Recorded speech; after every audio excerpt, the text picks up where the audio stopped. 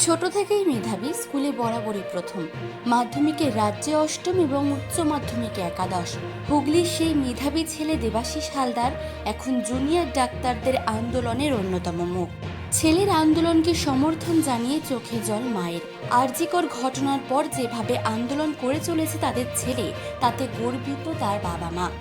এই আন্দোলন শুধু ডাক্তারদের আন্দোলন নয়, গণ আন্দোলন, নাগরিকের আন্দোলন। সেটা প্রমাণ করার জন্য আমরা জনগণের সাথে একসাথে মিলে এই আন্দোলনকে আমরা এগিয়ে নিয়ে যাব।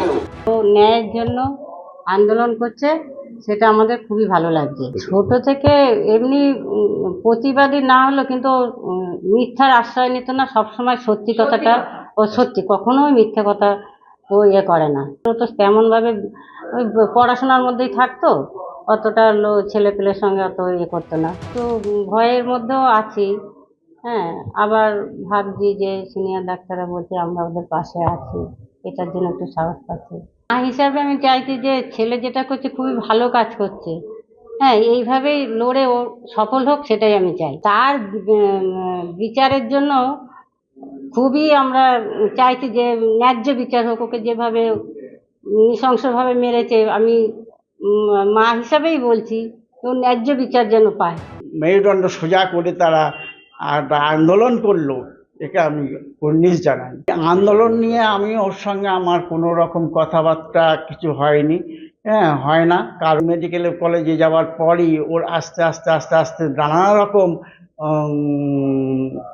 ওইখানকার পরিবেশের উপরে ডিপেন্ড করে আমার মনে হয় তারা এইভাবে প্রতিবাদী হয়ে উঠেছে। আগেও একবার একটা আন্দোলনের মধ্যে জড়িত ছিল, সেখানেও একটা জয় হয়ে একটা বিরাট একটা সাফল্য পেয়েছিল। আবার আমি মনে করি এই আন্দোলনের মধ্যে দিয়ে ও একটা সবাই মিলে একটা যে আন্দোলন করছে, ও সাফল্য লাভ করতে পারবে। মানসী বসুর রিপোর্ট, চেতনা বার্তা। জেগে থাকে, জাগিয়ে রাখে।